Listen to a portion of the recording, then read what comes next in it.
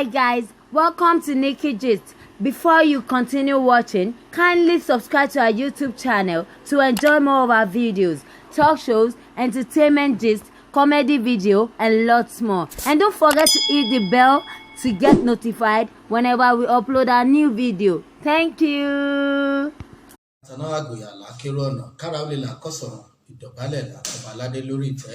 Kábíyèsí Ọlọ́run ọba mi ọba ríru àlàálà funfun gbò ọba tó ta sánmà bí ẹni tasọ ọba tó tẹlẹ̀ bí ẹni tẹ́ni ọba mi àtúgbì mátìkà lẹ́yìn lónìí kùtùkù òhù bẹ́ẹ̀ ni gọ̀ǹgọ̀ ó sọ torí pé mo fẹ́ yànnàná àwọn ọ̀rọ̀ kan ṣùgbọ́n síwájú ohun gbogbo orúkọ mi ni Ọláìwọlá Maruf Abíọ́lá tí gbogbo èèyàn mọ̀ sí Òjò Àjàǹbàdàn àfihàn ní introduction mo pé kí n tó ju ara mi ọ̀pọ̀lọpọ̀ yín ẹ ti máa mọ̀ mí èmi náà kọ ẹyẹ méjì igbá díẹ̀ àṣà náà ni Òjò yín náà ni Àjàǹbàdàn tó gẹ́gẹ́ bẹ́ẹ̀ ṣe mọ̀ pé ọmọ Ọ̀yọ́ ni mí ọmọ Ọ̀yọ́ ọmọ Aláàfin Òjó pàṣẹ rẹ̀ mọ́dé ọmọ Àtìbà ìlú tá a ti ń kólówó kó gbowó tá à ń kọ́ fàgbé fọfàálẹ̀ àṣẹ kó lè bá àdìjà kó lè bá dápọn kí kábíyèsí kó bàbá yẹ olè rí jẹ́ ń bẹ̀ ni mo kí gbogbo ọba nílẹ̀ kóòtù òjíire mo ṣe kábíyèsí fúri adé o kẹgbó kẹtọ kábíyèsí Aláàfin Ọ̀yọ́ ikú bàbá yẹyẹ ọmọ kú ọmọ àrùn ọmọ òfu ọmọ àdánù ọmọ àdábálẹ ọmọ àtìmọdé ikú ti pa bàbá ti gbélére ọmọkùnrin ó kàkẹsọ ti dẹrù bọmọ ojú ọmọ àjẹ tí ìrajà ti béèrè ni mo ṣe kábíyèsí o mo dẹ̀ kí gbogbo àyìn Ọ̀yọ́ Mèsì bákan náà mo kí bàbá wa Ọ̀nìrìṣà kábíyèsí bàbá gbogbo àtọyìn o mo kí gbogbo ọba aládé nílẹ̀ Yorùbá tí mi ò ní lè máa dárúkọ wọn lẹ́yọkọ̀ọ̀kan mo kí yín o mo ṣe kábíyèsí o kẹgbó kẹtọ kẹdàbà gbé àwọn àgbà kan tí wọ́n sọmọ owó márùn tó jẹ títí tó kù déédéé òkèèrè mojúbà Ọlọ́run ọba mojúbà èèyàn gẹ́gẹ́ bí mo sọ lẹ́ẹ̀kan èmi ò ṣe vloggers mi ò ṣe presenter o bẹ́ẹ̀ mi ò ṣe akóròyìn mi ò dẹ̀ ṣe akọ̀wé ìròyìn òṣèré orí ìtàgé ni mí ọmọ bíbí Ọ̀yọ́ Aláàfin dẹ̀ ni mí ìgbàgbọ́ mi ni pé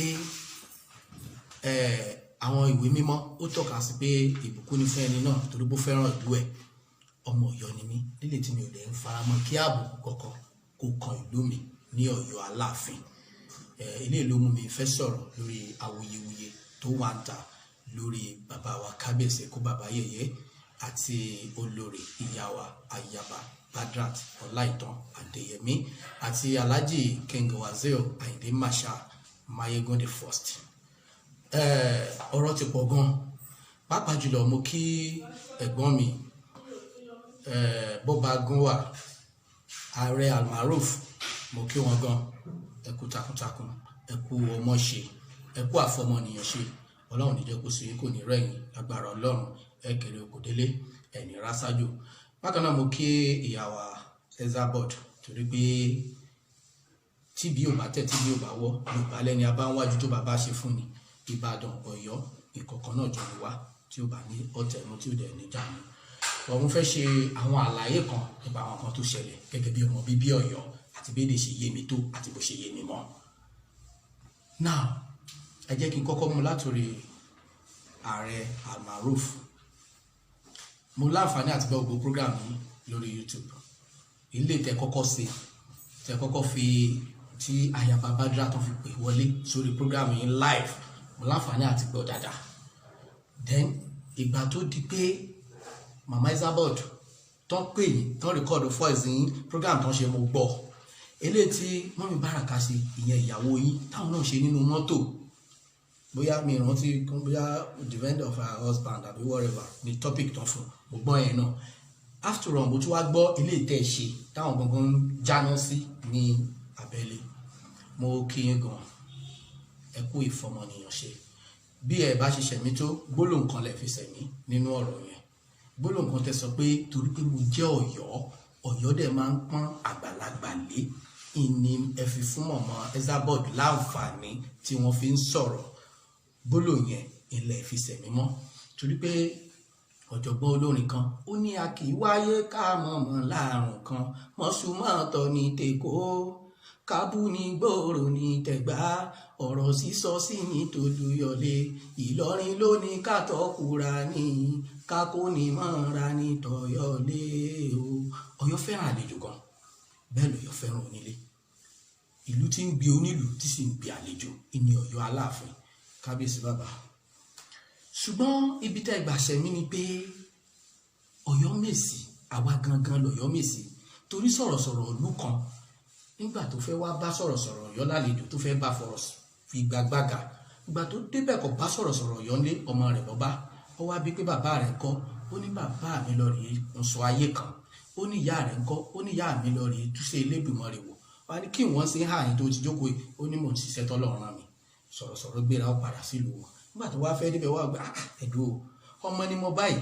ló gbé mi kọ́ tí n bá bá bàbá ń kọ́ mo gbọ́dọ̀ padà lọ kí n dán ọmọ túmọ̀ rẹ̀ ó wá padà lọ bá ọmọ sọ̀rọ̀sọ̀rọ̀ Ọ̀yọ́ ó wá bí pé bàbá rẹ̀ tó lọ rèé hun aṣọ ayé kan sáṣọ ayé kan ṣe é hun ni ó ní bẹ́ẹ̀ làábí mi ó ní èèyàn méjì lọ́jà bàbá mi bá gbẹ́jọ́ lẹ́nu ẹnìkan ní bá ń dájọ́ lọ láì gbẹ́jọ́ lẹ́nu ẹnìkejì òótọ́ ni aṣọ ayé kan ni ìyá rẹ̀ tó ní lọ rèé túnṣe Elédùmarè wò nǹkan ó ní bẹ́ẹ̀ ni aboyún kan ní ti ń rọbí láti jẹta ó ní ìyá mi bá kó sẹ́rẹ́ lọ́kàdù ní bá ń lọ pọ̀fọ̀ ó lóun fẹ́ gbẹ̀bí fún sọ́lọ́run tó di ẹrù rẹ̀ bẹ́ẹ̀ ṣé kò mọ̀ bí ó ṣe tu ni ìwọ tó ń túnṣe Elédùmarè ìwọ tó ní ìwọ ń jíṣẹ́ tẹ́lẹ̀dùmarè ràn irú iṣẹ́ wo ló ń jẹ́ níbi tó ti jókòó wọn lára sẹ́tìmọ̀ ń jẹ́ náà ní tó tẹ́ bá dé tẹ́ bẹ́ẹ̀ ní kankan kò sẹ́ni tí ó jíṣẹ́ fún yín kò sẹ́ni tí ó dá yín lò ìdí nìyẹn tí ta fi ń jẹ́ Ọ̀yọ́mèsì a kì í relé ká tó lọ rè mèsì wá pé mama Esabod wọ́n kó ọ̀rọ̀ sí yín lẹ́nu ó kù díẹ̀ káàtó Yorùbá yẹn wọ́n lè lò láti fi tako yín gẹ́gẹ́ bí ọmọ Ọ̀yọ́ torí wọ́n nígbàgbọ́ pé adáńtọ́ a sì mèsì ọ̀rọ̀ a mọ̀ ọ́ sọ a mọ̀ ọ́ gbọ́ a mọ̀ ọ́ wọ̀n a mọ̀ ọ́ gé torí Ọ̀yọ́ ọ̀rọ̀ ni. now nínú àsọyépọ̀ ẹ̀yin àti mama Esabod lórí fóònù lórí nǹkan tó ṣẹlẹ̀ yẹn mama ń jẹ́ kó yí àwọn wípé ẹ̀yin lẹ kọ́kọ́ dá ọ̀rọ̀ lẹ̀ nígbà tí ọ̀rọ̀ lẹ̀kẹ̀ ló dà wọ́n pọ̀ pé kó tó di gbẹ̀yìn wá kọ́ mi pé ṣẹ̀ṣẹ̀ gbọ́ pé ayaba Bádírá ti kúrò nínú ààfin mi ìdájọ́ o mi ìdẹ̀dá yín lẹ́bi torí mi kì í sọmọ àlè Ọ̀yọ́ ṣùgbọ́n àní torí ká lè tètè débi tá à ń lọ ká padà lọ náà èmi wá ń rò nínú làákàyè tèmi pé sọ̀rọ̀ ọ̀run bẹ́ẹ̀ kẹ́ kọ́kọ́ dá ọ̀rọ̀ ilé yín lẹ̀ wípé bẹ́ẹ̀ ti gbọ́ nǹkan ni ayaba Bádírá mọ̀ ti kókó nínú ààfin bàbá ò sì le ṣùgbọ́n mọ̀mọ́ fi ẹ̀rí tó dájú wọn fi múlẹ̀ torí pé ilé ẹni ìlà tí jẹ ìkútì onídòdó àfiwé ọ̀rọ̀ yẹn dàbí àfiwé àwọn olórin méjì kan tí ẹ jàmàlà nílé ara wọn tí wọn mọ̀ pé yóò padà dẹjọ́ ìgbà tẹ́yìn náà ń sọ ẹ mọ̀ pé yóò padà di wàhálà sí yín lọ́rùn ṣùgbọ́n síbẹ̀síbẹ̀ náà mo rí ọ̀rọ̀ yẹn bí ìgbà tó ṣe wípé a fẹ́ to irọ́ mọ́ òótọ́ kó lè jó dìde tàbí kí n sọ pé a fẹ́ sọ sálángá di kànga ìlójọ lójú mi ẹ má bínú ìyá wa Esabod ẹ rí i pé mo sọ lẹ́ẹ̀kan pé èmi ò ṣe bloggers mi ìdẹ̀ kí n ṣe presenter òṣèré orí ìtàgé lè mi so ọmọ bíbí Ọ̀yọ́ Aláàfin dẹ̀ ni mí ó dẹ̀ nífẹ̀ẹ́ lú mi mo nífẹ̀ẹ́ kábíyèsí kú bàbá yìí torí pé ọmọ ọba ni mí ju gbogbo ẹ lọ́mọ mọ́ ìtí ò jẹ́ kí n bí ọ̀rọ̀ ti ẹ̀gbọ́n mi Almaroof ṣe jẹ́ nìyẹn bó ṣe ṣe kí n tún padà wá sórí ọ̀rọ̀ yín bọ́n mọ́ wa Esabod Ọlọ́run jẹ́ kẹ́pẹ́ fún wa ẹ̀pẹ́ láyé ṣé ẹni tí ó yẹ kí n lè sọ much lórí ọ̀rọ̀ yín ní tó ń ṣẹlẹ̀ sí ó ṣẹlẹ̀ sí mi náà torí pé bàbá tó bí mi lọ́mọ kó tó lè pọ́n kú ìgbà tó dé stage kan tó bá ń sọ̀rọ̀ a máa ń correct wọn tó wà ní age of 70-75 bàbá mi á ní tó bá fẹ́ correct òun àátún training òun ní another 75 years tó ń ti lò láyé ìwà tó ń fẹ́ mọ̀mọ́ wa tó ń fẹ́ wa tó ń fi bí wa àtàn lè correct ẹ̀ níjọ́ kan a gbọ́dọ̀ fàyè lẹ̀ láti correct òun déédé ọdún tó ń ti fi wà yẹn la máa fi correct ìwà yẹn padà lára òun now mi tí mọ kíní yẹn lọ́rùn gbogbo tèmi náà wá dé stage kan tèmi náà bímọ tí mo bá àwọn ọmọ tó dàgbà tí máa ń bọ̀ àwọn ọmọ mi á máa sọ̀rọ̀ mi lẹ́yìn pé wàhálà ìdádì wọ́n ti burú ju abẹ́rẹ́ mi àti kíní kankan gbẹ́gbẹ́ àbáṣà èmi náà wá ń flashback nǹkan tí bàbá mi ṣe pé nǹkan tí mo ń rò sí bàbá mi ń gbà yẹn ni làwọn ọmọ ń rò sí mi tó túmọ̀ sí pé òyìnbó gan jẹ́ ká mọ̀ pé tí wọ́n bá ti about 40 ó ti dàgbà àwọn àṣìṣe kéékèèké kan wà tó máa máa ṣe pẹ̀lú ọjọ́ orí yẹn ṣùgbọ́n wọ́n ní tọmọdé bá ń gbóyin eru kò yẹ kágbàlagbà wọn ṣe bẹ́ẹ̀ yẹn pẹ́ bẹ́ẹ̀ ni ẹ fẹ́ ṣàtúnṣe ni ẹ̀yin lẹ́mọ̀ fún àwọn bloggers o ẹ̀yin lẹ́mọ̀ tó tú ní ẹ̀yin lẹ́mọ̀ tó dé bọ́ gẹ́gẹ́ bí ọgbọ́n Yorùbá àtàtà tẹ́ ẹjọ́ mọ̀ kọ̀lú Ìbàdàn ẹ̀yin gangan mọ̀ wípé láti máa tàbùkù orí adé ó kù díẹ̀ káàtó. Bàbá yín ni kábíyèsí kú bàbá Yèyé, inú mi dùn pé ẹ sọ bẹ́ẹ̀, ẹ̀yin gangan sọ bẹ́ẹ̀ jáde. Tẹ́ bá fẹ́ correct impression bàbá wípé bàbá báyìí mo fẹ́ kẹ́ ẹ pé bàbá láàrin ọmọ sí ìyá.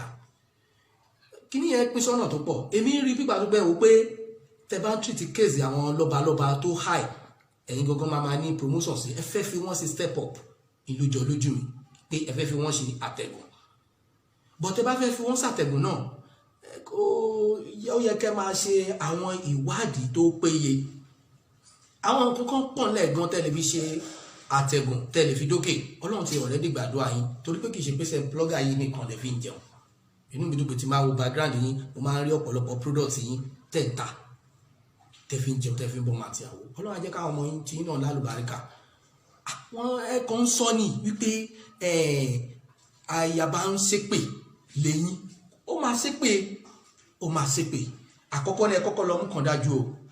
lọ́jọ́ aláyé ti dáyé obìnrin ò ní sọ tí ò ní o. Ó yà àwọn kóhùn ní gbòhùn láwo kò ní sọ tó bá sọrùn lọ́wọ́ ẹ̀.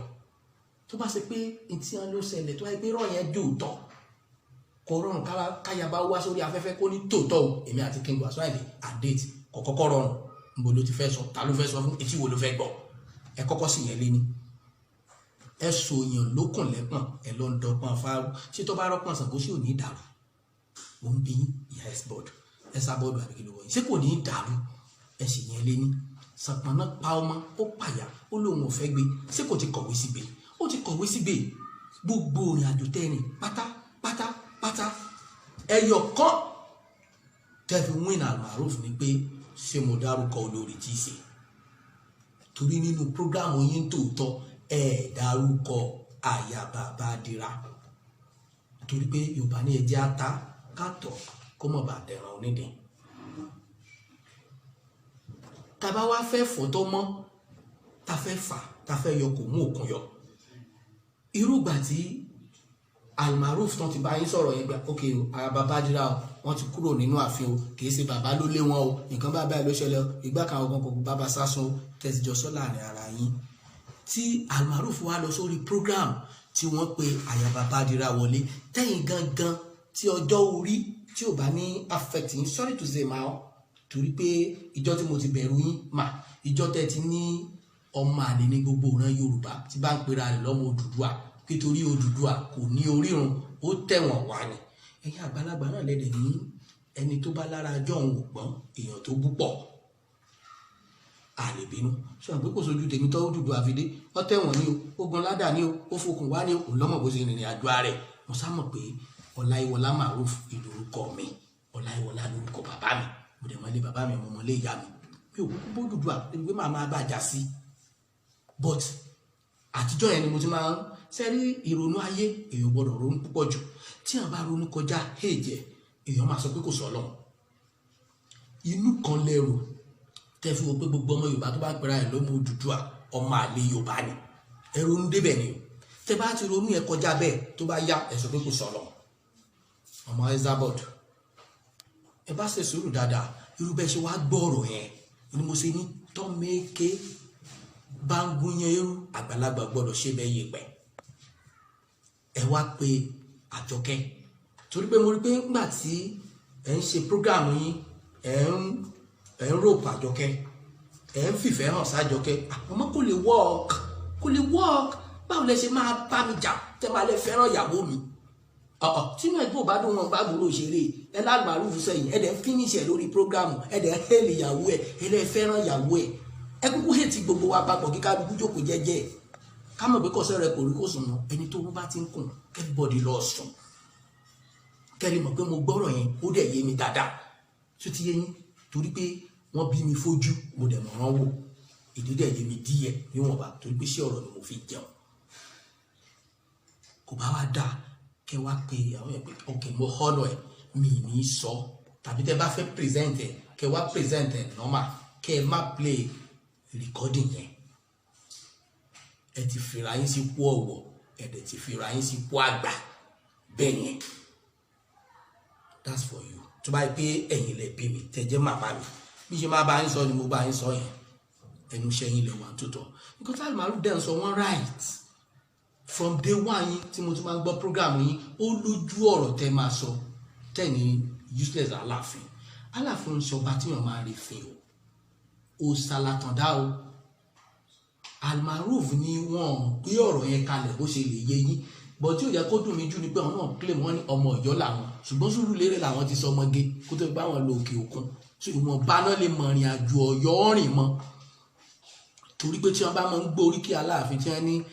àtàndá tó dorí kodò bí ẹni tí ọlọ́gbọ́n nú títiri tádéyẹmí ń tiri ọgbọ́n inú rẹ̀ ju tẹgbàá gbèje lọ so kì í ṣe pé tí wọ́n bá ti rí báyìí ó mọ nǹkan tó ń ṣe ó dẹ̀ mọ nǹkan tó ń sọ. Olórin kan kọrin ó ní kì í ṣe gbogbo ọ̀rọ̀ bó ní gbogbo ọ̀rọ̀ ló lésì ṣùgbọ́n kì í ṣe gbogbo ọ̀rọ̀ la máa ń fèsì sí pípé torí gbogbo ajá tí bá ń gbó nǹkan la máa ń yà sí so tọ́rọ̀ bá délẹ̀ ẹ̀yin tẹ́ ń pè mí ẹ ṣe sùúrù tọ́rọ̀ bá délẹ̀ èèyàn gbọ́dọ̀ kó tó lè fèsì sí o gbọ́dọ̀ kọ́kọ́ jókòó kó ronú ara ẹ lẹ́ẹ̀mejì ẹdìyẹ gan ronú kó tó gbéyàn gan. Now ẹnìkan wá observe yín wípé màmá Esabod tí kéèsì bá rí báyìí ó yẹ kẹ́ máa ní proper investigation kó tó di pé ẹ gbé síta. Tẹ́ bá ní proper investigation ẹ gbọ́rọ̀ yẹn síta on normal way. Ẹ fẹ́ sọ̀rọ̀ làkà ẹ fẹ́ lágídí kò ṣeé ṣe fẹ́yìn owó kẹ ọ̀kan ló máa fọwọ́ mú bẹ́ẹ̀. Then bẹ́ẹ̀ ṣe máa bá Rúmi sọ̀rọ̀ bẹ́ẹ̀ kọ́ lẹ ṣe máa bá ọba aládé sọ̀rọ̀. Ọba aládé ni kì í sọba onífìlà bó tiẹ̀ jọba yúròkó jẹ́ baálẹ̀. I'm so happy pé mo gbọ́ ọ̀rọ̀ my brother one man Ibrahim Chatta láàárọ̀ yìí tó sọ tó ní gbogbo Al-Quran sọ pé ẹ pọ́n ọba aládé lé torí pé àwọn láṣojú Ọlọ́run. Màmá yìí jẹ́ kí n bí tẹ́yìn gangan bá jẹ́ ọba pẹ̀lú gbogbo ọgbọ́n tẹ́lẹ̀ gbọ́n ìyá tó yé yín tẹ́yìn mọ̀ràn tán tẹ́lẹ̀ ta kókó mímí tí a sọ ṣé ẹ lè tó ayé ṣé ẹ lè tó ìlú ṣé ẹ̀yin mọ́tán ẹ gbà páwọn ọba aládé wọn kì í ṣe áńgẹ́lì wọ́n ṣe ń jẹ́ ọ báwo lẹ ṣe expect pé kán perfect ní gbogbo inú ayé ẹ lè rí mi kí n máa ń bó lóṣèlú torí mi gangan máa ń fi rora mi wò pé inú ilé mi crisis wo ni mo níbẹ̀ àfẹni tó bá fẹ́ ṣàbòsí lóko Ọlọ́run ọba nìkan lọ́ba onídọ́gbadọ́gba ó nìkan lọ́ba tó pin déédéé so tí o bá sí pé bóyá nǹkan kan wà ń bẹ̀ bóyá ẹ fẹ́ fa Aláàfin tajà tàbí ẹ fẹ́ fa Aláàfin lórúkọ tàbí pé nǹkan kan wà láàrin àtàláàfin tẹ̀sọ́ síta mi rò pé ẹ kó lè tó bẹ́ẹ̀. Abúni ń dá abúni èwo ni mo wọ́ délé wọn bọ ìyàwó rẹ̀ tí wọ́n sún lóko fún mo bá ẹ̀ sì jẹ́ abẹ́ ní tá a bá fẹ́ bú direct inú mi ló pẹ́ free ẹ lè sọ ohun tó bá wù yín ibi tẹ́ ẹ wà but I'm so happy pé ẹ gbà pé Aláàfin àgbà ọba ni gbogbo clarification tẹ́ ẹ ṣe láàrin Aláàfin àti Ọọ̀ni pé Ọọ̀ni àrólé Oòduà ni ó ju Aláàfin lọ ẹ ní láti bàbá wọn tù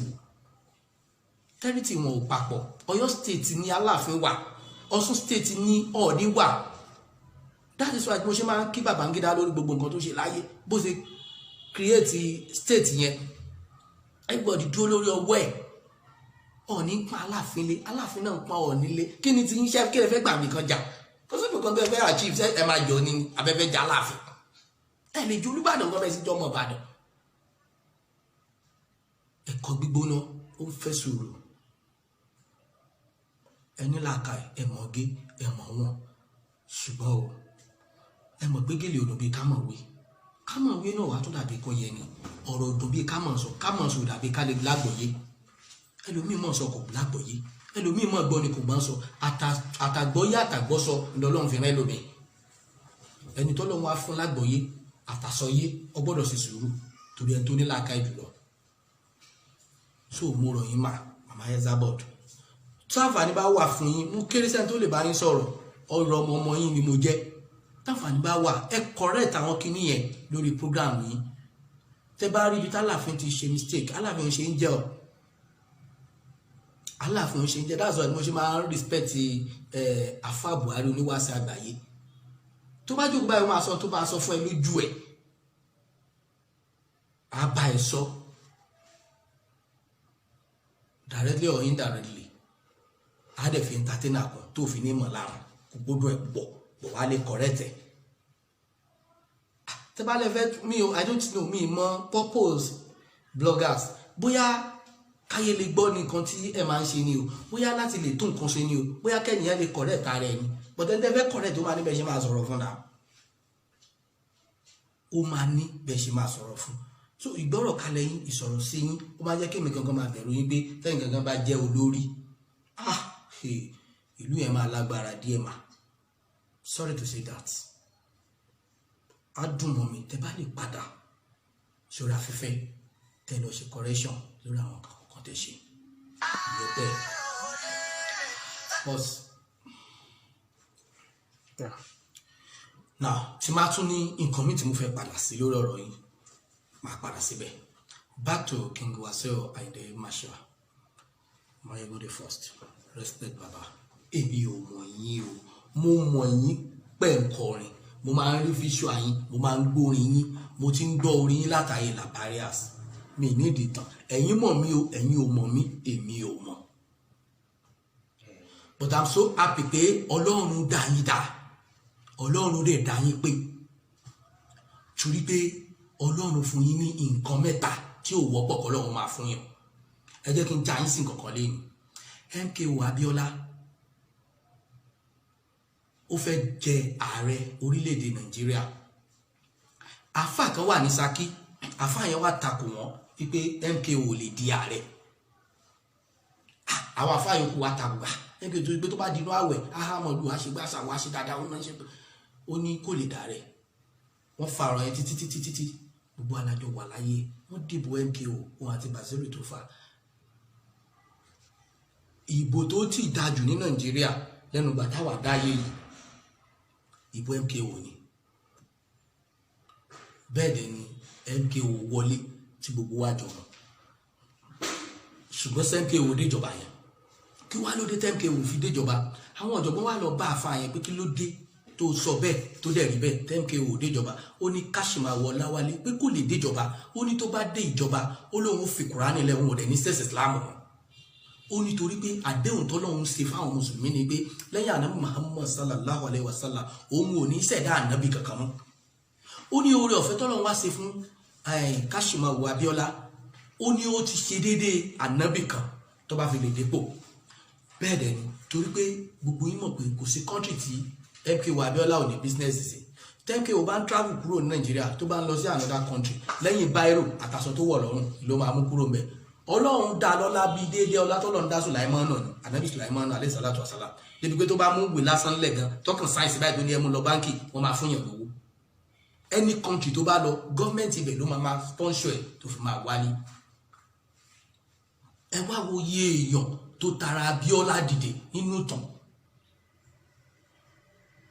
Ẹ wo iye èèyàn tó tara Abíọ́lá dolówó, tó tara Abíọ́lá déèyàn ńlá. Tírú ẹni bẹ́ẹ̀ bá tún wá di ààrẹ, kí ló ṣe déédéé? Ṣé kò ti ṣe déédéé ànábì? Ọlọ́run dẹ̀ ti lóun ò ní dá ànábì kankan mọ́. Analysis àfààyàn nìyẹn tó ṣe wò wípé kò possible kí MKO Abíọ́lá kó di ààrẹ. Èèyàn máa ń ronú jinlẹ̀ lórí nǹkan tí nǹkan bá délẹ̀ ni. Àwọn ọlọ́gbọ́n ayé wọ́n ní tọ́lọ́gbọ́n ayé bá ṣubú àwọ̀ wájú, tó ní làákàyè bá ṣubú àwọ̀ ẹ̀yìn wò, tọ́jọ̀gbọ́n bá ṣubú yóò wo wájú yóò wẹ̀yìn, yóò dẹ̀ wo ibi tó ti ṣubú kó má bàa ṣubú mọ́. Alhaji King Wasiu Ayinde, ẹ ti ń rí ìrírí ayé bọ̀ ọjọ́ ti pẹ́, ẹ ti ń ní ẹ̀kọ́ bọ̀ ọjọ́ ti pẹ́.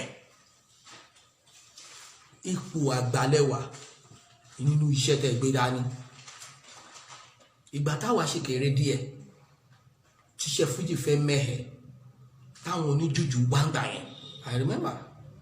Shina Peter wọ́n wá ń gbà yẹn, kò sí náà wọ́n wá ń gbà yẹn náà ṣe Shina Peter afro jùjù, kò sẹ́ni kankan tó fẹ́ gbọ́ fújì mọ́ gbà yẹn. Ẹ̀yin lẹ dá fújì padà,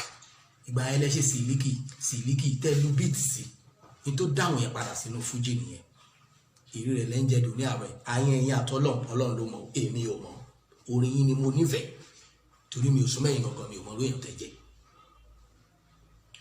Bọ́ ó ṣe mí láàánú, ó dẹ̀ dùn mí díẹ̀. Ibì kan nìkan tó máa bẹ̀rẹ̀, kò sẹ́ni tó yóò lè kan. Èèyàn lè jẹ́ oyè ọkùnrin of Yorùbá land, èèyàn lè jẹ́ tójúbóyè of ọmọ Odùduwà. Ibi tá a ti jẹ́ ìlú ṣe pàtàkì. Àmì ọ̀hún ló dìde fún aṣáájú Yorùbá ń jò ní ẹni tó fẹ́ fi jẹ́ náà fi jẹ́. Náà sì Alhaji Wasiu Ayinde tó ń jẹ Mayegun a criticize náà ní títí I don't know mi mọ̀ nǹkan tá a fẹ́ gbà mẹ́. Oyè yẹn sì kò kàn múra ọ̀kan tán ní oyè Ìbàdàn ni ń gbé máyégún ni wọ́n sọ di máyẹ̀ àti wọn mọ yé ó ní ẹ yọ́nú ara wọn máyẹ̀ ṣé tí wọ́n bá fẹ́ sọ́ọ̀tì máyégún ṣé máyẹ̀ náà máa sọ́ọ̀tì ẹ̀ sí ni tí àwọn nǹkan yìí ò jọra wọn mí Alhaji Wasiu Ayinde kó hàn nínú tó máa fi mí sí o wọn ò dẹ̀ nálùjọ náà tó máa fi mí wọ̀ èmi ò kàn rí wọn nírì wípé àwọn ni irọ́ yẹn tọ́ sí tó bá jẹ́ irọ́ ni mi ì rò báwọn ni irọ́ yẹn tọ́ sí torí pé ó ní ìdọ̀bálẹ̀ tán dọ̀ láàfin kábíyèsí kó bàbá yèyé kan tó gba máyégún past 11 years náà fi nurse máyégún kó tó di bọ́ wọn tẹ̀ ní palace èmi ò wá mọ̀ bóyá Alhaji Wasiu Ayinde bóyá àwọn náà ṣe àwọn ẹlẹ́jọ́ yẹn ni o bóyá ayaba Bádírà ni o bóyá kábíyèsí kó bàbá yèyé tàbí kí sọ pé ọ̀yọ́ gangan bóyá àmúṣẹ tó fi tó bẹ́ẹ̀ now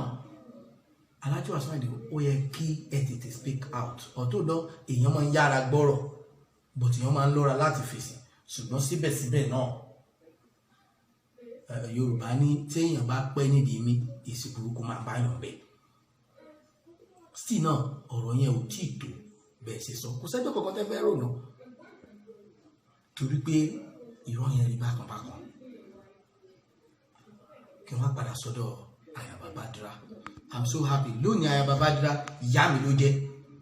torí pé gbogbo ìyá tó ń bẹ nínú ààfin ìyá wa ni wọ́n jẹ́ ṣùgbọ́n àbúrò mi ni mo lè gbé lọ́wọ́ mi gan torí pé kó tó wọnú ilé ọmọ tó ń tẹ̀lé mi káàkiri ni ṣùgbọ́n lẹ́yìn ó ti di ìyá mi mo dẹ̀ gbà fún un ṣùgbọ́n àní torí ká lè tètè débi tá à ń lọ ká padà lọ́nà tàbí tó kó jẹ́ ẹbí mi kí wọ́n máa ṣàsọdọ̀ lórí ẹ̀ ọ̀rọ̀ ẹyọ kan tí màmá Esabod sọ ni pé wọ́n ṣe ń wọṣọ lórí Instagram tó bá ṣe pé yẹn náà ni Bádírà rẹ̀ pé ṣe bọ́n rí irú òun Ayaba Bádírà sọ́rí tòsí Ayaba Bádírà ṣe bọ́n ní irú àwọn lọ́mọ tó bá ṣe pé yẹn náà fẹ́ correct ó wúlò púpọ̀ kó correct ẹ̀ ju bí wọ́n ṣe gbé ọ̀rọ̀ yẹn gbà lọ wọ́n wá lórí ṣépè ẹ rí i pé mo sọ bẹ́ẹ̀ lẹ́ẹ̀kan kò sí ní ṣépè kò sí bọ́n ṣe máa sùnyàn lókùn lẹ́kùn tí ò ní dọ́kun fáwọn tó bá rọ́kùn Ṣàngó ó máa dàrú náà that's the only way tó lè fi wẹ̀ra rẹ̀ hàn iná ni kó ṣépè iná ni kó ṣépè nínú nǹkan tá a dẹ̀ gbé dání inú mi dùn pé ewé àtegbò ìní mọ̀mọ́ Esabod iná ń lò tó fi ń produce gbogbo product tó ń ṣe gẹ́gẹ́ bí àṣà Yorùbá ìgbàgbọ́ Yorùbá náà ni pé tí nǹkan bẹ́ẹ̀ yẹn bá délẹ̀ ní tí obìnrin tó bá kàn tàbí tọ́rọ̀ bá kàn tàbí tó jẹ́ afurasí ní tó fi lè wẹ́ra rẹ̀ mọ́ náà ni pé kó kọ́kọ́ sẹ́ èpè ibi tẹ́tí lè sọ pé mistake ti wáyé pé gbàm wọ́n sọ pé Almaroof ti pè ní ọ̀sọ́ gbé Ayaba Bádírà ti kúrò lé yálà wọ́n sọ ni tàbí ẹgbọ́ èyí tó bá jẹ́ ń bẹ̀ gbàm wọ́n ti kọ́kọ́ pè bí Ayaba Bádírà ti pè wọlé ìbéèrè yẹn ló yẹ kọ́kọ́ jù sí àyè ẹni pé mo sọ lẹ́ẹ̀kan èmi ò fẹjọ́ ṣègbè o wọn lè gbé kí n má dọ̀yọ̀ ọmọ Aláàfin mi àjọ lọ yọ ọ́ ni wọn gbé mi wá tọ́ mẹ́ wọn lè gbé mi wá wò mẹ́ bí kọ́ọ̀lù ẹ̀ ṣe wọlé ẹ̀dùn Ayaba ṣé kò sì tẹ kúrò láàfin kábíyèsí kó bàbá yèyé láì dágbére ibẹ̀ ni ọ̀rọ̀ tí wàá mọ̀ ta fàbá ọ̀rọ̀ ní àsọyépọ̀ ó fi wáyé ńlá fọ̀mọ́ ó fi wáyé èmi máa Ayaba Bádírà dáadáa ọ̀dọ́mọdé ni ó kéré púpọ̀ níye lọ́jọ́ orí ṣùgbọ́n ló ń gbé sípò àgbà ó wá jẹ́ni tó lóye ó jẹ́ni tó ní làákàyè ó dẹ̀ jẹ́ni tí ara ẹ̀ balẹ̀ ṣùgbọ́n onínú fùfù ni ó máa ń bínú bí mo ṣe ń sọ̀rọ̀ lọ́wọ́lọ́wọ́ ẹ̀ bó ṣe já àbúrò mi tó jẹ́ ìyàwó bàbá wa èmi àti ẹ̀sìn jà láti bí ọdún kan tá a pẹ̀lú àwa lórí fún un bọ́mi lè torí pé kan báyìí dé kí n má sọ ráìtì mo ṣe torí Ayaba Bádírà mo ṣe ń sọ mo sọ torí Ọ̀yọ́ tó pé mo jọ́ ọmọ Ọ̀yọ́ ojú dẹ́ lèmi náà níwọ̀nba ayé mọ̀ mí díẹ̀ kọ́lọ́mọdé fò wá pamọ́ so Ayaba Bádírà mo mọ 60% nínú ìwà rẹ̀ nínú ìrìn tó lè rìn àkọ́kọ́ tí wọ́n bá wà ní àwùjọ kò sí nǹkan tí ó lè ṣẹlẹ̀ ẹ̀kejì tí wọ́n bá lórúkọ kò sí nǹkan tí ó lè ṣẹlẹ̀ tí wọ́n bá jẹ́ aṣíwájú ó máa rá mẹ́wò bọ̀ ìgbàgbọ́ mi rèé o tó bá ṣe pé lóòtítọ́ àti lódodo Ayaba Bádírà àti Alhaji Wasiu Ayinde tí ò bá sí nǹkan kan láàrin yín bẹ́ẹ̀ mi ṣe gbàgbọ́ Ọlọ́run á kó yín lọ Ọlọ́run á dẹ̀ fọ̀ yín mọ́ àwa sí oore tó máa ń dá padà fún ẹni tí wọ́n bá ṣèbàdàn kọjẹ́ fún àwa ṣe fún yín. Àmọ́ tó bá ṣe pé lóòótọ́ ló bá ṣẹlẹ̀ tẹ́ fojú ọlá Yorùbá gbolẹ̀ tẹ́ fojú ọlá Ọ̀yọ́ gbolẹ̀ ó kù yẹ ọkọ lọ. Torí pé tí irú eléyìí ò bá ṣẹlẹ̀ ìrò wípé ó yẹ kí irú ọ̀pọ̀lọ́ tí ò ní kinní kan kó máa ṣẹ́gẹ̀ẹ́ ìlú wọ́n ṣe máa sọ Yorùbá yẹn wọ́n ṣe everybody gbogbo wọn kàn pé ní àwọn ní bloggers kálukú kan sọ tó wù wọn kàn lo avenue yẹn wọ́n fi ń sọ̀rọ̀. Now nínú program ẹnìkan bí akéde or whatever ayaba kan pè wọlé mi ò kàn mọ ayaba ibi tí wọ́n bá ṣe ṣùgbọ́n gbogbo ayaba yòówù tó bá wulẹ̀ kó jẹ́ tó bá ti lè jẹ́ aya ọba Ọ̀yọ́ máa ń kàn bá lé mo sì kábíyèsí fún ayaba náà. Wọ́n lọ wájú wọ́n tún wá padà sẹ́yìn bọ̀ wọ́n parí ọ̀rọ̀ wọn síbi kan pé káláwọn ni irú ẹ̀ ṣẹlẹ̀ sí àwọn ò ní sọ anything ẹni tó bá tó bẹ̀ kó fa àwọn láṣọ. Kò sí dákẹ́ kò sí dákẹ́ èèyàn gbọ́dọ̀ sọ pé àwọn bó bá ṣe lè rí arí náà. But mo expect pé gbogbo ọmọ Yorùbá láì jẹ́ pé bí Aláàfin bá pẹjọ́ tàbí ẹni ìbádìrábá Ayaba bá jà tàbí Alhaji Wasiu Ayinde bá sún èèyàn sí court ó yẹ káwa gangan béèrè torí pé mọ̀kànmọ̀kàn lóye kan oyè tó kára àwọn bọ̀ wá kára ẹ̀dẹ̀ ó yẹ káwa gangan fara ká pé gbogbo àwọn journalist tó sọ yẹn everybody wá máa fi kó máa sọ evidence. Ọlá Aláàfin ti kọjá tẹ́nìkan lè yẹpẹrẹ Ọlọ́run ló gbé kalẹ̀ Ọlọ́run ọba ìlú jìkà lára gbogbo ọba aládé ni o kì í ṣe Aláàfin nìkan Ọlọ́run ọba ìlú gbé wọn kalẹ̀ wọ́n mọ̀ ṣe wọn mọ̀ ṣe a máa gbà fún wọn ni a máa gbà fún Ọlọ́run lára wọn ni o a máa gbà fún Ọlọ́run lára wọn màmá ayé sábà kì í ṣe gbogbo tẹ̀sí ló táwọn ọmọ yín lọ́rùn bọ́ wọn ní choice wọ́n ti gbà pé èèyàn ìyá wọn ṣé gbogbo tí màmá tèmi ń ṣe ló tẹ́ mi lọ́rùn ṣé gbogbo tèmi náà ń ṣe ló tọ́mọ mi lọ́rùn nǹkan ọ̀kan ló tẹ̀dá lọ́rùn láyé òun náà ní kú bẹ́ẹ̀ ikú nìkan ló tẹ̀dá lọ́rùn. I dey expect pé kí wọn bàbá yẹn perfect jù bẹ́ẹ̀ lọ bó perfect bí ò perfect àwọn tó ń gbé ìlú Ọ̀yọ́ àwọn tó jọmọ bíbí ìlú Ọ̀yọ́ àwọn tó jẹ́ ara agbègbè Ọ̀yọ́ wọ́n mọ̀ bọ́yọ̀ ṣe wà ní 15 years sẹ́yìn wọ́n dẹ̀ mọ̀ bó ṣe wà á sìn ṣùgbọ́n tẹ̀lé odò Ọ̀yà kábíyèsí kú bàbá yìí ẹsẹ̀ mọ̀ tẹ́rẹ̀ yìí òkè Almaroof bàbá pẹ̀lẹ́pẹ̀lẹ́ tó yín lọ́wọ́ pẹ̀lẹ́pẹ̀lẹ́ tó yín lọ́wọ́ pẹ̀lẹ́pẹ̀lẹ́ tó yín lọ́wọ́ ẹni ṣìṣe ẹni sọ̀rọ̀ ẹ rí pé gbogbo bẹ́ẹ̀ ń sọ̀rọ̀ lórí conversation yẹn àti màmá yẹn rò pín in jìnnà tó dẹ̀ pé tán bá fi conversation yẹn tán bá fi judge wàhálà ẹ̀ máa jẹ̀bi mi ní tán yìí nítorí pé jọyọ̀ mo jọyọ̀ máa sọ fat fún yín mi ò mọ̀ yín o orí social media náà mo ti mọ̀ yín mo kàn mọ̀ pọ̀ mọ̀ yọ ní ìyànfẹ́ yìí ní ààrẹ ẹgbẹ́ ọmọ Ọ̀yọ́ mi sínú ẹgbẹ́ yẹn ìjọ ọmọ Ọ̀yọ́ ni mi gbé lọ́yọ̀ but conversation yẹn lẹ́bàá sísọ ẹgbẹ́ gbà tí màmá yẹn tì í dáyé kan ẹ dé junction kan tẹ́ mọ̀nà mọ́ wọ́n máa ti sọ pé kábíyèsí àwọn bàbá wọn olóṣèlú ni wọ́n màmá yẹn tó ń sọ tán mi ò sọ pé Aláàfin ṣòṣèlú grab copy ni bẹ́ẹ̀ ṣe sọ̀rọ̀ ẹ báyìí pé olóṣèlú l'Aláàfin àwọn bàbá wọn máa lọ ní olóṣèlú ni wọ́n. Kí ni ìjọba orí kí ni ìjọba lé lórí kó ìbò tó gbé sísítẹ́ẹ̀mù dé náà ti bá system of government lọ́dọ̀ Aláàfin torí pé Aláàfin ní Sáàmù ó ní Basọ̀run ó ní Asípa ó ní Akíníkú ó dẹ̀ ní àwọn olóyè lóríṣiríṣi tó ń pé different everybody wà pẹ̀lú iṣẹ́ ni division of labour ni ìgbà táwọn òyìnbó dé àrùbá ní bàbá àtàn ìgbà táwọn òyìnbó dé system government system tó ń mú wá wọ́n ti bá ní palace Ọ̀yọ́ so politics náà ni náà ta ló lè escape kúrò ní politics bó o ṣe lọ́nà kan wá sí lọ́nà mi tó bá mẹ́jọ má pátá àpapọ̀ rẹ tó lọ tẹ̀ka ó ti ń ṣe politics because kì í ṣe ẹgbẹ́ méjèèjì ló tẹ̀ka fún ẹgbẹ́ kan ló máa tẹ̀ka fún so olórí aṣíwájú tó bá fẹ́ jà fún ẹ ó máa ṣe ṣùgbọ́n tẹ bá kọjú title tí wọ́n ti mọ concept tó wà lábẹ́ ọ̀dọ̀ níbi tó máa gbé yín lọ that's why wọ́n ṣe ní okay because nǹkan tó wọ́n expect lẹ́nu mọ̀mọ́ Esabod ni pé wọ́n ń sọ̀rọ̀ wípé okay pẹ̀lú bí kéèsì ṣe ló dá evidence rèé tí mo fi mọ̀ pé Wasiu Ayinde ń fẹ́ Ayaba Bádírá mo expect kan put evidence yẹn okay tó wá gbé Aya Babádírá kó jáde nínú ilé iná ni Almaroof sọ ìyẹn náà tí ì sọ pé Aya Babádírá kó jáde nínú ilé sọ wá kó lọ ilé Wasiu Ayinde o lè fi gbé kàkàkí ọba ibo ló ti fẹ́ fọ́n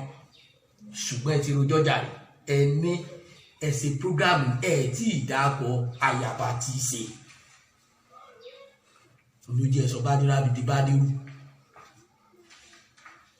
gbọ́dọ̀ bàtà màmá ẹ má bínú wa Ọlọ́run ayé kẹpẹ́ fún wa ẹ jọ tó lọ lọ́hùn gbogbo àwọn observation tẹ́ bá fẹ́ ṣe pẹ̀lú ọba aládé ẹ jẹ́ kó máa jẹ́ pẹ̀lú ẹ̀mí ìrẹ̀lẹ̀ àwọn gan tẹ́ bí yìí tẹ́ bá fẹ́ bá wa sọ̀rọ̀ pẹ̀lú pòtà dé táwọn náà ti ń bímọ ó máa ní bẹ́ẹ̀ ni wọ́n bá wa sọ èèyàn ni wá o èèyàn ni wá ó máa ní bẹ́ẹ̀ sì máa bá wa sọ̀rọ̀ bẹ́ẹ̀ bá ti bá a sọ̀rọ̀ láṣẹ máa gbọ́ o because tí à ń bá mú àdá lọ́wọ́ tó dẹ̀ kó owó dání tàbí tó má dá nìkan lọ́wọ́ tó bá ń pariwo tó bá má dá lọ́wọ́ tó gbé bandani tí bá ń pè mo gbé bòòsì dé ìbòòsì mo gbé bòòsì dé ìbòòsì àwọn yóò jò pàdé ẹni wọn ní wò kó má dá lọ́wọ́ ṣùgbọ́n tó bá gbé owó dání tó gbé mọ́yà báyìí gbé gbogbo sí ará àdúgbò ẹgbà mí o ìbòòsì àwọn yẹn máa sá fún ṣe fẹ́ fẹ́ jí sí Ọlọ́run ìgbé mi dé ojútèmi wo bloggers nìyẹn so mo rọ̀ yín mọ̀mọ́ gbogbo baládé nílẹ̀ Yorùbá tẹ́ bá rí pé wọ́n kù síbi kan tẹ́ bá fẹ́ bá wọn sọ tọ̀wọ̀tọ̀wọ̀ ẹ bá wọn sọ tọ̀wọ̀tọ̀wọ̀ tí wọ́n bá ń ro adé fún bó bá láàárọ̀ kò ní lọ́sàn tó bá lọ́sàn kò ní lálẹ́ ẹ lọ wòwe méjèèjì wọ́n tọ́ka síbẹ̀ àgbàdẹ lẹ́yìn náà ẹ̀yin lè má lè jọba ọmọ yín lè di olórí ìlú lọ́la wọ́n á criticize ẹ̀ torí pé nǹkan tí wọ́n bá ṣe ló máa gbà that's my own belief Aya Babádírá ibi tí mo sọ lẹ́ẹ̀kan ni màá parí ọ̀rọ̀ sí mo ní 100% assurance mo fi lè fògbọ́n ẹ̀ gbárí torí mo mọ̀ ẹ́ dáadáa ó kọ̀wọ́ sí ó dẹ̀ kọ́ ẹ̀gbin kí ló Alhaji Wasiu Ayinde ní tálàfin òní kí ni Alhaji Wasiu Ayinde ní tálàfin òní nínú gbogbo tí wọ́n á bẹ so possible ká Alhaji Wasiu Ayinde wá sọ pé Aya Babádírá ìyàwó Aláàfin ló wu àwọn no capital no mo gbà or else the very critical evidence they prove it tí o bá ti ṣe ẹ jẹ́ ká kúrò dídò pépà náà lẹ́ǹkà mà ẹ lọ kà mí pépà mi ti jáde ẹ kúrò mi pépà náà fati nìyẹn kábíyèsí kú bàbá yìí òkè yín bàbá mo rọ̀ yín àgbà tí ó bínú lọ́mọ ẹ̀ pọ̀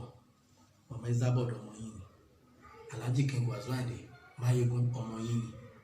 Aya Babádírá Ayaba ní tòótọ́ ṣùgbọ́n ọmọ yín ni àwa náà tá à ń sọ̀rọ̀ ọmọ yín la jẹ́ ilẹ̀ Ọ̀yọ́ ò ní yọ̀ yín o aṣíwájú lẹ jẹ́ nínú ọba nílẹ̀ Káàárọ̀ Oòjíire ẹ̀yin dèrò ẹ̀yìn Masha Allah bi qudratillah Ọ̀yọ́ ò ní rẹ̀yìn láéláé Ilé Ifẹ̀ ò ní bàjẹ́ torí ríran wà ní kábíyèsí Ọọ̀ni Ìsà kábíyèsí bàbá gbogbo àtọ́ ẹ̀yin dèrò ẹ̀wọ̀n ayé ò ní mú yín o ọgbọ́n àtòyé àtàgbọ̀ tẹ́ fi ń kún ọgbọ́n tẹ́ fi ń tolẹ̀ Yorùbá Elédùmarè yóò mọ̀ fún yín ṣe o àwọn onílẹ̀ ọmọ bá yín ṣe o ẹ̀ ní ṣiṣẹ́ o tó fi kárí gbogbo ọba aládé pátá nílẹ̀ Yorùbá kò sí kábíyèsí fún yín o Ọlọ́run ní jí ó bàjẹ́ o Aya Babádírá tó bá rí bẹ́ẹ̀ ẹ má jẹ́ orí bẹ́ẹ̀ o ẹ má jẹ́ kó rí bẹ́ẹ̀ torí pé ó tán lẹ́nu ó kù nìkan ni o ó tán lẹ́nu èmi ní 100% assurance mo lè sọ sí gbangba mo mọ̀ ẹ́ dáadáa ó kọ ìwọ̀sí ó sì ní rìn lẹ́gbẹ̀ẹ́ ìwọ̀sí èèyàn ṣe jẹ́rìí ọmọ yìí èèyàn ọmọ àbẹ́yìn ọmọ tí èèyàn bínú èèyàn gbọ́dọ̀ jẹ́rìí ẹ̀ ṣùgbọ́n mo mọ̀ ẹ́ no ẹ jẹ́ sọ ọkàn mi tọ́tẹ̀ bá wà bẹ́ẹ̀ tàbí tá a bá ń jó ara tàbí tá a bá ń ṣe kankan fúnra wa ní kọ̀rọ̀ ẹ jẹ́ kájọ mọ̀ bí bẹ́ẹ̀ yẹn kọ́ kì í ṣe Aya Babádírá Ọláìtàn Adéyẹmí no mo mọ̀ àwọn kan wà ní palace yẹn nínú àwọn ìyá tí wọ́n jẹ́ ìyàwó tí mo lè fọwọ́ sún sọ̀yà látòrí Ayaba Fọláṣadé Ayaba Rúkà Ayaba Ọmọ Ayaba Mariam Ayaba Jẹ̀lílà yàtọ̀ fáwọn màmá wa àgbà màmá wa gan màmá wa dúdú ìyá mi gangan ìyá tèmi tó jẹ́ ìyá tèmi Ayaba tó jẹ́ ìyá tèmi ìyá wa Ràmọ́tù ìyá Lẹ́kótó ayaba àgọ́ sọ̀rọ̀ mọ̀mọ́ tèmi nìyẹn kó tó kan mọ̀mọ́ alálùbáríkà tó fi dórí mọ̀mọ́ wa ìyá màlábà ìyá ògo mo lè sọ púpọ̀ nípa wọn alájì Ismail Àfọ̀njá wọn tó ti ralẹ̀ fún mọ̀mọ́ ẹ̀ rí táwọn kan kéèké gẹ́sì ẹ̀ tán lọ wọlé tó kọ́ fún mọ̀mọ́ ẹ̀ inú ààfin la gbẹ́jọ́ lọ àmọ́ bọ́n ṣe dájọ́ wọn ò fàbọ̀ sí kùnà wọn àdẹ̀ sí torí pé Sanyẹ̀rì lórúkọ wọn àdẹ̀ sí torí pé káwọn ènìyàn pé kọ́ mọ́ba Sanyẹ̀rì ó dà pẹ̀lú orí tọ́lọ́ sí fún ẹ̀ olùsìn làwọn ilé ìbùn lówó wọn lọ kọ́lé ìyá rẹ̀ lọ ṣùgbọ́n ṣe dáadáa sẹ́yìn ọ̀fẹ́ ṣe nǹkan rí láyé tí wọ́n fi kọ́lé tẹ̀ lọ wo wọn dájọ́ ẹ̀ bó ṣe tó àti bó ṣe yẹ ni àwọn ìyá yẹn wà bẹ́ẹ̀ wọn ti kúrò ìyá ní kótó kọ́lọ́ jẹ́ kẹ́mi wọn gùn ìyá màlábà kọ́lọ́ máa mi ṣàánú wọn ìyá dodo kọ́lọ́ máa mi gbàdúrà àwọn délẹ̀ àti àǹtí mi àyàbá àǹtí mújì àyàbá rúkà ọlọ́kọ̀ ìyá mẹ́ta àyàbá ọ̀bọ̀ àbúrò mi gangan ẹ̀jẹ̀ mi ní so gbogbo wọn àwọn wọn lè fọwọ́ sọ̀yà lórí ọ̀pọ̀lọpọ̀ nínú wọn tí mo lè súnmọ́ tí mo mọ̀ wọn dáadáa tó rọ́mọ́ nú lé mi ìwà lè tó pé mi gbé lọ́yọ̀ kí n má lè sọ pa Ọ̀yọ́ so mo rọ gbogbo wa kí kálukú mọ nǹkan tó máa sọ àmàlù dẹ́n kí tó gbàgbé lórí kọ́mẹ̀ntì àwọn Ọ̀yọ́ ẹ ti sinú bí àwọn ọmọ àlè Ọ̀yọ́ kò sọ́mọ àlè ń bì kankan o kò sọ́mọ àlè náà máa gbùtàn gbogbo wọn koríko wọn ń jẹ o ọmọ kọ́ lè máa wù ọmọ àlè ojú tí kálukú máa fi ń wo ọ̀rọ̀ tó bá délẹ̀ ọ̀tọ̀ọ̀tọ̀ ní o ojú tèmi máa fi wọ́ ọ̀tọ̀ nínà ojú tèmi máa fi rí ọ̀tọ̀ọ̀tọ̀ ní torí wọn bí wa bákan náà tó bá bí wa bákan náà sọ tọ́ wa bákan náà ṣé mi àti ń kàwé bákan náà ni ẹ̀yin lè mú mi eré lúkẹ́mi ó mú mi odò ogun o àdéjọ́ mọ̀ pẹ̀lú alọ́mọ Yorùbá mi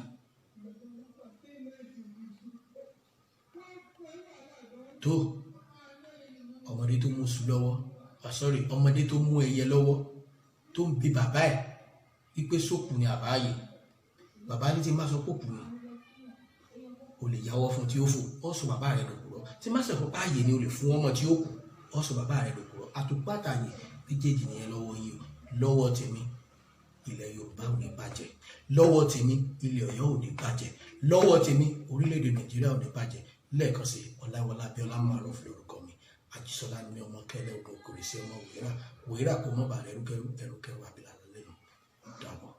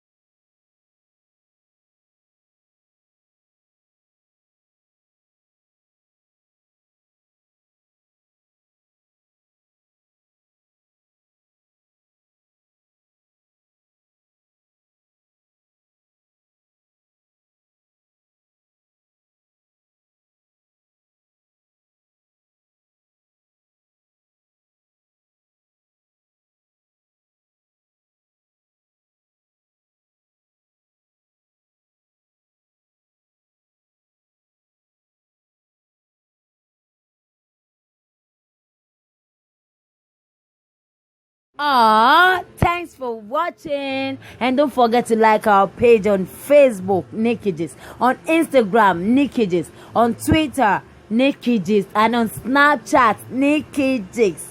Peace out.